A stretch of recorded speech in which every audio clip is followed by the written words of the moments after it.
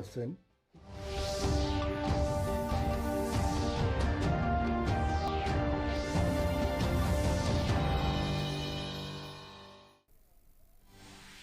Central Election Committee of BJP to meet to decide candidates for Bihar elections. Grand Alliance announces seat sharing. RJD to contest 144. Congress to field candidates for 70 seat. Rift surfaces as soon as seats were split in the Grand Alliance. Vikashsheel Insan Party quits the Grand Alliance.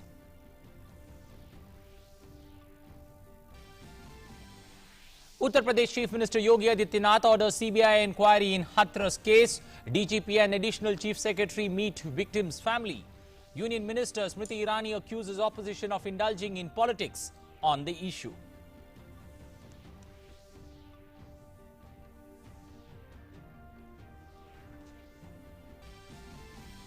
The rate of recoveries in India from COVID-19 stands at 83.84%. India continues to top global ranking with maximum number of recovery cases. Total recoveries across India stand at 54 lakhs. Number of cases active in India below 10 lakh for the 12th consecutive day.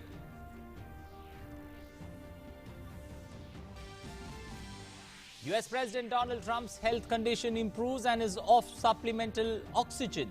Trump hopes to be back soon after recovering from COVID-19. Till then, Trump to work from the military hospital. Global cases of COVID-19 crossed 3 crore 51 lakh.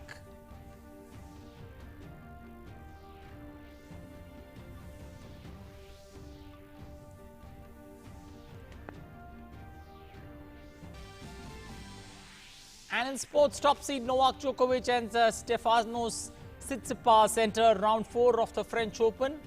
In women's singles, Czech 7th seed Petra Kvitova beats Canadian teenager to reach the round of 16. Good morning. Welcome to English News this Sunday. I am Anil Thomas. Now for the stories in detail. In updates from upcoming Bihar Assembly elections, the BJP Central Election Committee will meet in party headquarters today. BJP will consider the names of its candidates for the Bihar polls in the meeting. Before this, several rounds of meetings were held between party leaders in Delhi and Patna. Elections for the first round of assembly elections on 71 seats will be held on the 28th of October, while nominations for the first round has begun from the 1st. Filing of nominations for the first wave will come to a close on October 8th, and the last date for withdrawal of nominations is October 12th. Elections in Bihar will take place in 3 phases, and the votes will be counted on November 10th.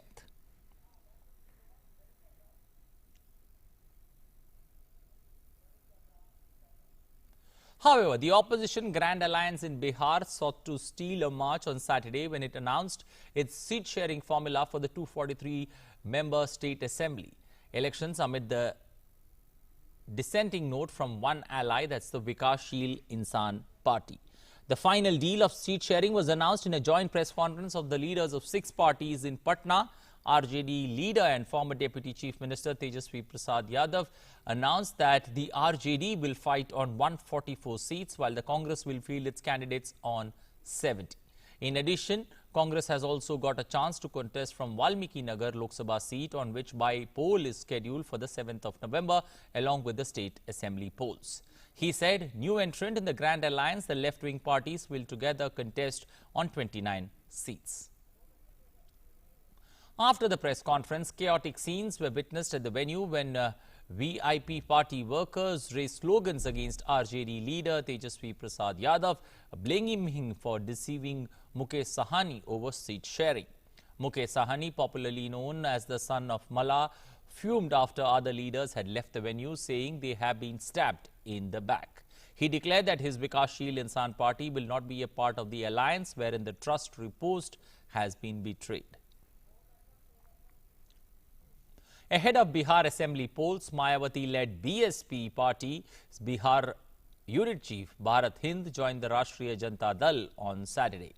RJD leader Tejasvi Yadav inducted Hind into the party. Earlier, BSP Supremo Mayawati had announced that her party will fight the upcoming Bihar polls in alliance with the Rashtriya Lok Samata Party, and former Union Minister Upendra Kushwaha will be the chief ministerial candidate. Well, back in Delhi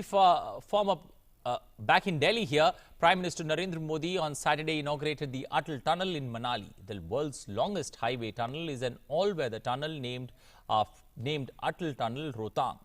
The 9.02 kilometer long engineering marvel connects Manali in Himachal Pradesh to Lahaul Spiti throughout the year. Currently, the area remains cut off for about 6 months each year owing to heavy snowfall and inclement weather. The Atal Tunnel has huge strategic significance as it is greatly assist in the movement of armed forces, especially to Ladakh.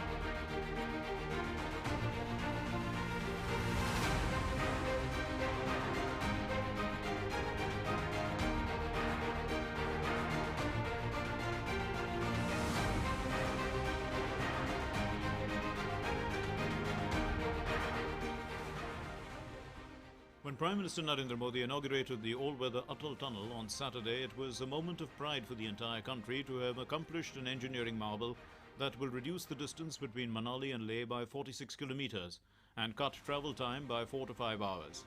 Cutting through the mighty Pir Panjal, the Atal Tunnel is the longest highway tunnel in the world. The strategically important tunnel is 9.02 kilometers long and it connects Manali to Lahaul Spiti Valley throughout the year. The Prime Minister called it a lifeline for Himachal and Ladakh that would have strategic implications for strengthening border infrastructure. Atal tunnel Himachal Pradesh के एक बड़े हिस्से के साथ साथ नए केंद्र शासित प्रदेश लेह लद्दाख की भी लाइफलाइन बनने वाला है। अब सही मायनों में हिमाचल प्रदेश का ये बड़ा क्षेत्र और लेह लद्दाख देश के बाकी हिस्सों से हमेशा जुड़े रहेंगे। प्रगति पथ पर तेजी से आगे बढ़ेंगे। साथियों, अटल टनल भारत के बॉर्डर इंफ्रास्ट्रक्चर को भी नई ताकत देने वाली है। Prime Minister Narendra Modi said that former Prime Minister Atal Bihari Vajpayee had laid the foundation of the approach road for this tunnel, but after his government left, the project was all but forgotten. He accused previous governments of neglecting strategic projects and compromising defense interests of the country. Border area में तो connectivity सीधे देश की रक्षा जरूरतों से जुड़ी होती है, लेकिन इसे लेकर जिस तरह की गंभीरता थी और उसकी गंभीरता की आवश्यकता थी, जिस तरह की राजनीतिक इच्छा शक्ति की जरूरत थी, दुर्भाग्य से वैसी नहीं दिखाई गई। मैं ऐसे दर्जनों प्रोजेक्ट गिना सकता हूं जो सामरिक दृष्टि से और सुविधा की दृष्टि से भले ही कितने भी महत्वपूर्ण रहे हो, लेकिन बरसों तक नजरअंदाज किए गए। After the inauguration of the tunnel, the Prime Minister inspected the tunnel minutely. The horseshoe-shaped, single-tube, double-lane tunnel with a width of 10.5 meters is extremely significant from the point of view of the country's defense, as it provides unimpeded road connectivity to Ladakh throughout the year. इसका बहुत बड़ा लाभ सामान्य जनों के साथ ही हमारे फौजी भाई बहनों को भी हो रहा है। सर्दी के मौसम में उन तक रसद पहुंचाना हो, उनकी रक्षा से जुड़े साजो सामान हो, वो आसानी से पेट्रोलिंग कर सकें, इसके लिए सड़कों का जाल बिछाया जा रहा है। साथियों, देश की रक्षा जरूरतों, देश की रक्षा करने वालों की जरूरतों का ध्यान रखना, उनके हितों का ध्यान रखना हमारी सरकार की सर्वोच्च प्राथमिकता में से एक है। The BRO then worked relentlessly to overcome major geological, terrain, and weather challenges that included the most difficult stretch of the 587-meter Seri Nala fault zone. The breakthrough from both ends was achieved on October 15, 2017. Launching a blistering attack on previous governments for long delays in executing defense projects, the Prime Minister said, in the last 6 years, his government has completed the work of 26 years.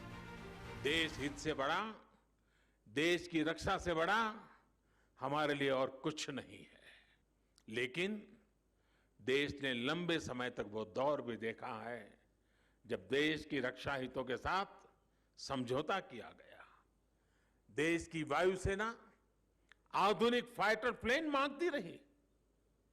वो लोग file पे file, कभी file खोलते थे, कभी file से खेलते थे। बरसों तक सत्ता में बैठे लोगों के स्वार्थ ने हमारी सैन्य क्षमताओं को मजबूत होने से रोका है, उसका नुकसान किया है। The Prime Minister also spoke about the pressing need to become self-reliant or Atmanirbhar in the defense sector. देश में ही आधुनिक अस्त्र शस्त्र बने, मेक इन इंडिया हथियार बने, इसके लिए बड़े रिफॉर्म्स किए गए हैं। अब अनेक ऐसे साजो सामान हैं जिनको विदेश से मांगने पर प्रतिबंध लगा दिया गया है। वो सामान अब सिर्फ भारत के उद्योगों से ही खरीदना जरूरी कर दिया गया है। Prime Minister also suggested that engineering students be invited to do a case study on the Atal Tunnel and students from abroad also be invited to study the tunnel. Prime Minister Modi was accompanied by the Defence Minister Rajnath Singh and the Himachal Pradesh Chief Minister Jairam Thakur and the Chief of Defence Staff General Bipin Rawat. With Meghna Dev and Vishal Baristo, DD India. Shifting to Uttar Pradesh, where the Chief Minister Yogi Adityanath has recommended a CBI probe into the Hathras incident. In a tweet, Chief Minister said he has recommended a CBI probe in all aspects linked to the Hathras episode. He said that the state government is determined to ensure that the hardest punishment for all those responsible for this incident. The state government had earlier ordered an SIT inquiry into this particular incident. Yesterday, Uttar Pradesh Additional Chief Secretary Home Avinash Awasthi and Director General of Police travelled from Lucknow and met the victim's family. He assured the victim's family that the strictest action will be taken against all those found guilty. Union Minister for Women and Child Development Smriti Irani on Saturday said that the family of the victim in the Hathras case will definitely get justice and stern action against the guilty officers will be taken once the SIT files its investigation report.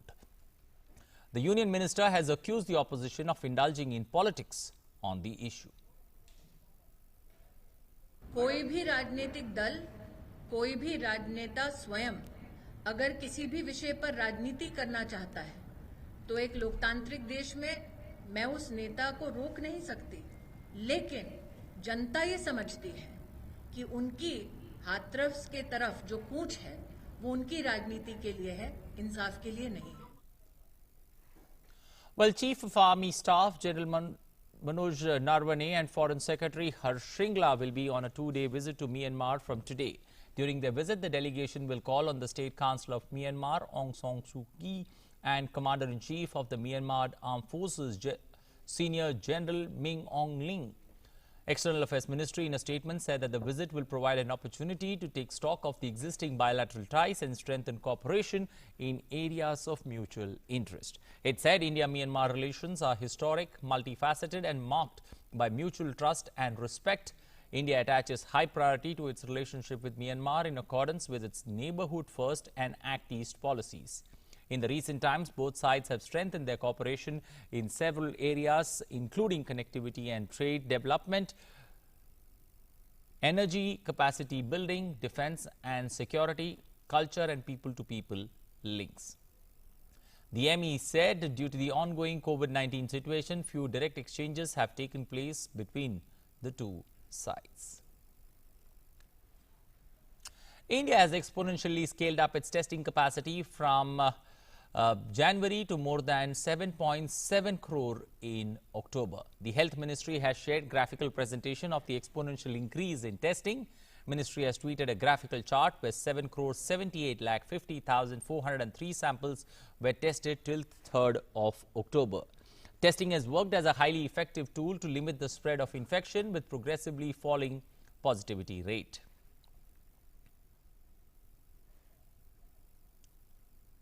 While India continues to win the fight against COVID-19 as the nation maintains its position as the country with the maximum number of recoveries. The fatality rate remains the lowest across the globe and the active cases are below the 10 lakh mark. The total recoveries has crossed 55 lakhs and the figure now stands at 55 lakh 9,966. India's steady trend of posting high number of daily recoveries continues with 82,260 recoveries registered in the last 24 hours. Higher number of single-day recoveries is also reflected in the continuous increase in the national recovery rate, which is at present 84.13%. As on date, the active cases contribute only 14.32% of the positive caseload of the country. India has sustained its steady trend of maintaining the active cases below the 10 lakh mark. According to ICMR data, testing in the last 24 hours has taken place for 11,42,131 and so far over 7 crore 89 lakh 92,534 people have been tested.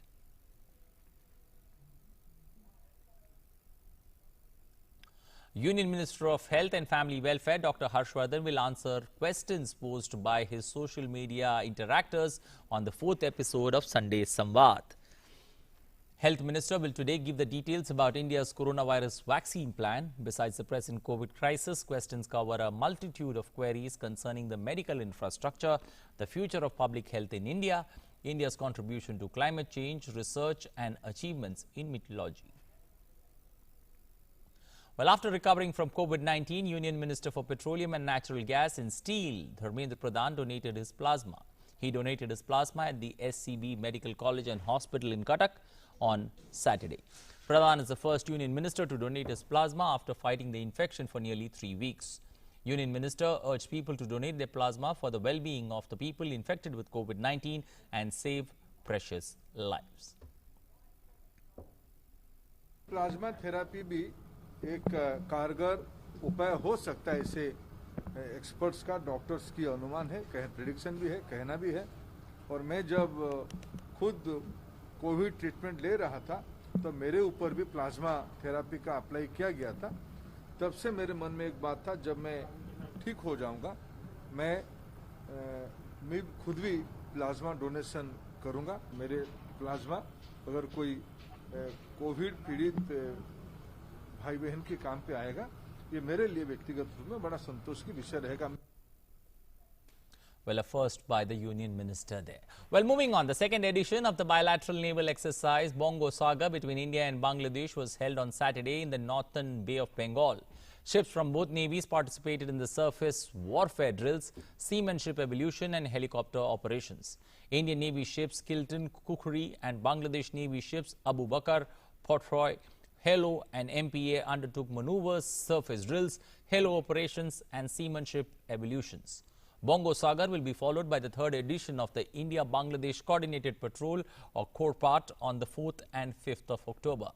Exercise Bongo Sagar is aimed at developing interoperability and joint operational skills through conduct of maritime exercise and operations.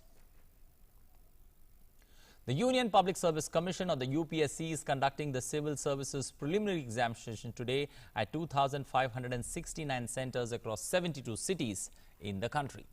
To help the students for the UPSC exams, Delhi Metro services began from 6 a.m. in the morning from terminal stations on all lines today.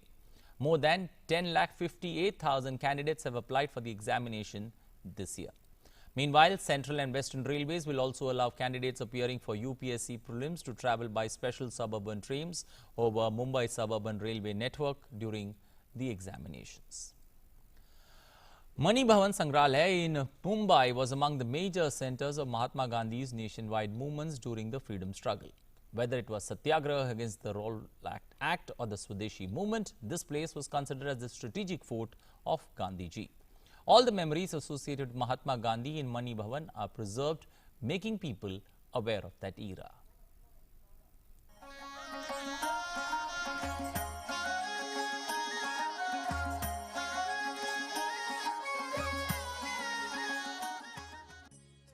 Mani Bhavan, a museum and historical building dedicated to Mahatma Gandhi, is situated at the center of Mumbai city.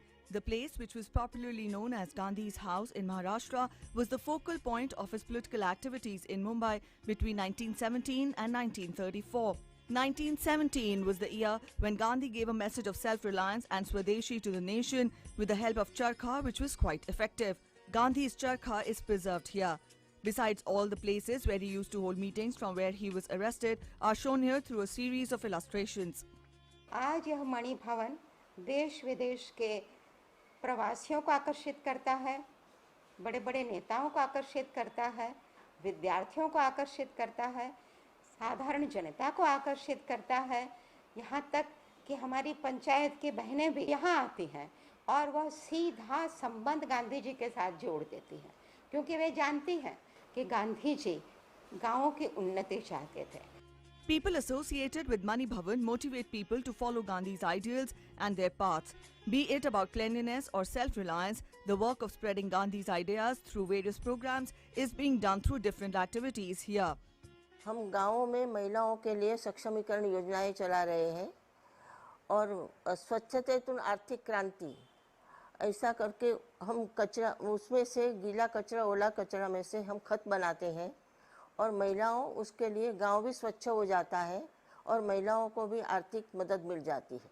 आदिवासी बच्चों के लिए हम आश्रम शाला चला रहे हैं और उसमें हम गांधी जी का रचनात्मक कार्य किस प्रकार का था वो बच्चों को हम शिक्षण दे रहे हैं. People in large numbers visit Mani Bhavan every year. Nobel Prize winner, former American President Barack Obama, Martin Luther King Jr., besides many other prominent personalities, have visited the museum so far to feel the connection with Mahatma Gandhi. With Kalmakar Jagtap and Yogesh Sheetal from Mumbai, Bureau Report, TD India.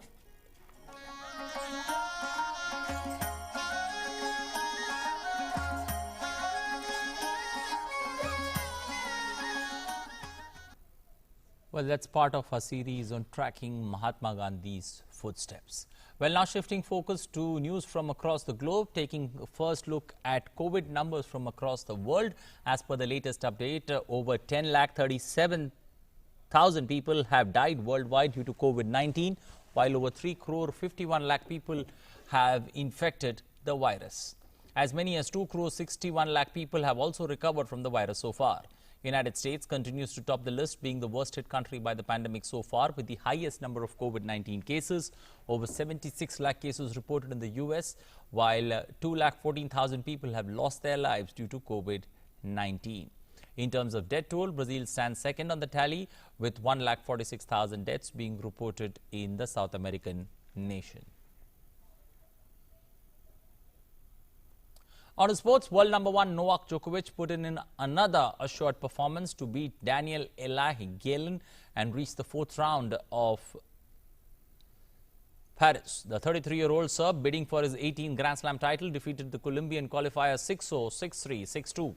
Djokovic, who took the first set in 25 minutes, had lost just 15 games in the opening 3 matches. He will now face 15-seed Karen Khachanov of Russia for a place in the quarterfinals in Paris. Greek 5th seed Stefanos Tsitsipas advanced to the 4th round of the French Open after his opponent Elias Badeni retired with an ankle injury while trailing 6-1, 6-2, 3-1.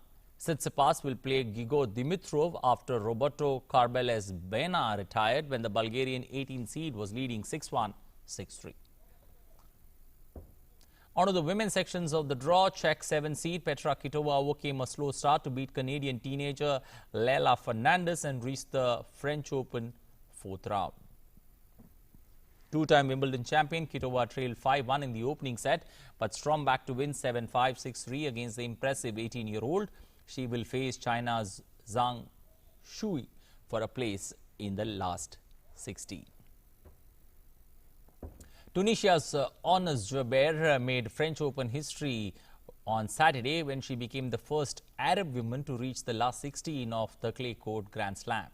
Jabeur, seeded 30th, defeated Belarusian 8th seed Arna Sabalenka 7-6, 6-2, 6-3 in a 2-hour tussle on court 14 to achieve the milestone. In January, Jabeur became the first Arab woman player to reach the quarterfinals of the Australian Open. Well, that's all we have time for in this edition of news. Thanks for watching, but you take good care of yourself and have a safe and wonderful day ahead. Bye-bye.